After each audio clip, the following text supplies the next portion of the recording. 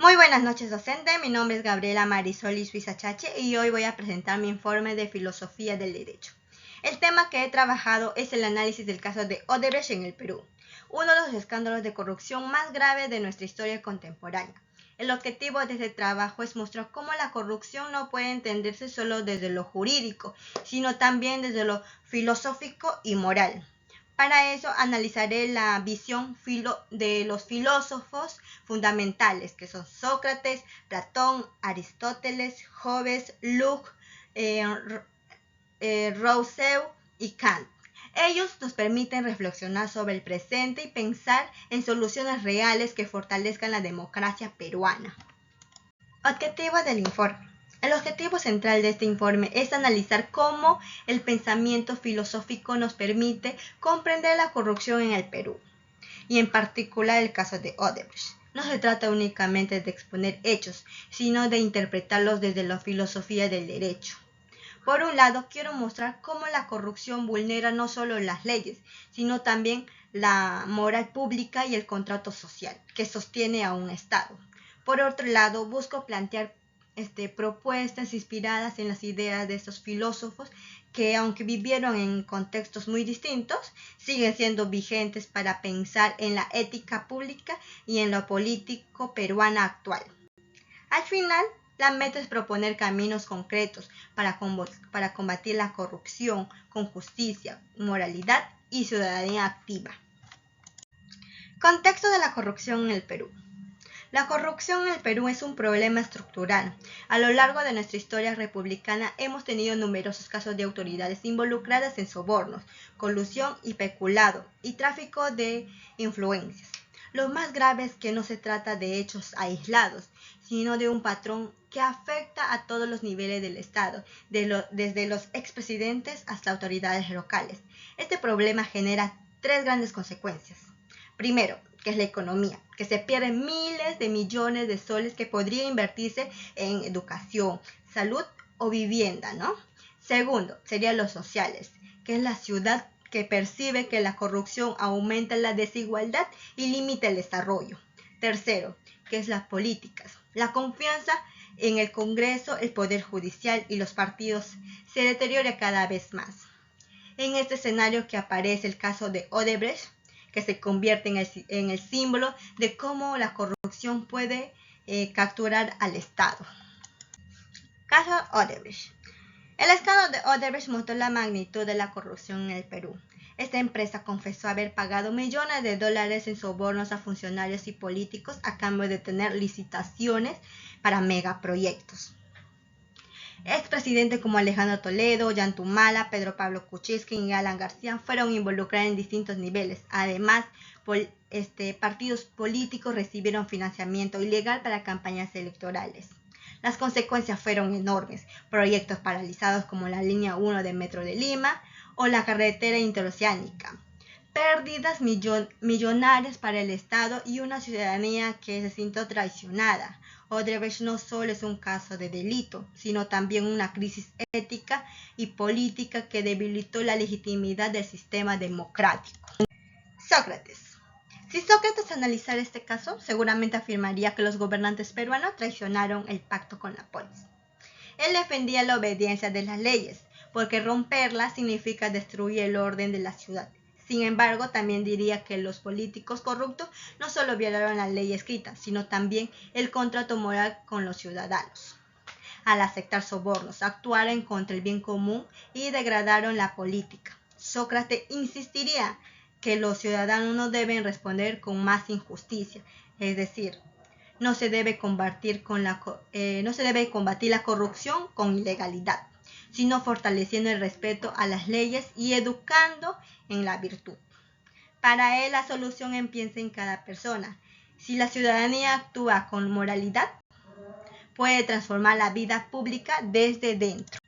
Platón veía la democracia como un sistema frágil, porque sin líderes virtuosos puede degenerar en corrupción y demagogia. Y justamente eso refleja el caso de Odebrecht. Los políticos priorizan sus intereses personales sobre el bien común, y los partidos se convirtieron en simples instrumentos de poder. Platón diría que el pueblo, manipulado por campañas financiadas por dinero ilícito, termina eligiendo gobernantes sin virtud. La salida para él sería el filósofo rey, un gobernante guiado por la sabiduría y el conocimiento del bien. En el Perú eso significa que necesitamos líderes íntegros formados en la justicia y en la moral. Pueden dirigir el país sin ceder a la ambición. Platón nos recuerda que la política solo se salva con gobernantes virtuosos. Aristóteles. Aristóteles colocaba la justicia como la virtud más importante para la vida en comunidad. En el caso Odebrecht, esta justicia fue destruida. Primero, se rompió la justicia distributiva, porque el dinero de todos los ciudadanos terminó en manos privadas y no en obras útiles. Segundo, se debilitó la justicia correctiva, porque muchos responsables recibieron sanciones mínimas y lograron evadir la justicia. Aristóteles también diría que los gobernantes corruptos carecieron de virtud. Actuaron sin prudencia, sin templanza y sin ética. Para él la política debe orientar simple al bien común. De lo contrario, se convierte en un acto vicioso. Su lección en el Perú es clara. Sin líderes virtuosos no hay justicia, y sin justicia no hay verdadera comunidad política. Hobbes, Locke y Rousseau. El contractualismo social nos ofrece tres miradas muy útiles. Para Hobbes, el Estado peruano fue incapaz de actuar como un leviatán que garantice el orden y la paz. En el caso Odebrecht, el poder político se mostró débil y cómplice, lo que abrió espacio para la codicia de empresarios y funcionarios. Locke, en cambio, diría que la corrupción violó derechos básicos como la vida, la libertad y la propiedad, porque los recursos públicos financiados con impuestos fueron usados de manera ilegítima. En su visión, los ciudadanos tienen derecho a exigir reformas profundas e incluso reemplazar autoridades. Rousseau sería aún más crítico. Afirmaría que Odebrecht fue una traición a la voluntad general, porque las decisiones políticas respondieron a intereses privados y no al bien común. En resumen, los tres coinciden en que el contrato social se rompió y que solo una regeneración política puede devolver la legitimidad al Estado.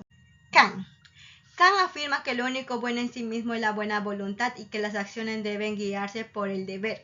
En Odebrecht los políticos actuaron por ambición y no por deber, lo que constituye una falta moral grave. Además, violaron el imperativo categórico. Si todos actuaran como ellos, la sociedad sería inviable, pues la corrupción generalizada destruiría toda confianza. Para Kant también es inaceptable usar a las personas como simples medios. Y eso fue exactamente lo que hicieron los corruptos al enriquecerse a costa de los ciudadanos. Su propuesta sería actuar siempre con principios universales de justicia y dignidad humana. En el Perú, eso significa que gobernantes y ciudadanos deben comprometerse con el deber moral, más allá de convivencias. Propuesta de solución. La solución al problema de la corrupción no puede ser únicamente legal, debe ser también ética y cultural. Por eso propongo 5 ejes. Primero, fortalecer las instituciones, creando organismos de control independientes y aplicando sanciones más severas, como lo plantearía Hobbes. Segundo, educar en ética y ciudadanía desde la escuela, reforzando la virtud en los futuros líderes, como señalaron Sócrates, Aristóteles y Kant. Tercero, garantizar la transparencia en el financiamiento de partidos y contratos en obras públicas. Cuarto, fomentar una ciudadanía activa que vigile y denuncie las corrupciones, en línea con Rousseau. Quinto, promover líderes íntegros cercanos a la idea del filósofo rey de Platón. Estas medidas buscan reconstruir la confianza, fortalecer la democracia y asegurar que la política esté realmente al servicio del bien común. En conclusión, el caso Odebrecht nos mostró cómo la corrupción puede corroer el Estado, romper el contrato social y destruir la confianza en la democracia, pero también nos dio una oportunidad para reflexionar. Sócrates y Kant nos enseñan que el deber moral y la obediencia a la ley son irrenunciables. Platón y Aristóteles nos recuerdan que la virtud y la justicia son indispensables en la política. Hobbes Hobbes, Locke y Rousseau nos muestra que la corrupción rompe el pacto social y que los ciudadanos deben exigir un Estado legítimo. Mi reflexión personal es que superar la corrupción no depende solo de endurecer las leyes, sino de un cambio profundo en la cultura política y en la ética de gobernantes y ciudadanos. Creo firmemente que si logramos unir el derecho con la moral, podremos construir un Perú más justo, más íntegro y con un Estado realmente al servicio de todos. Estas son las bibliografías utilizadas. Muchas gracias, eso sería todo.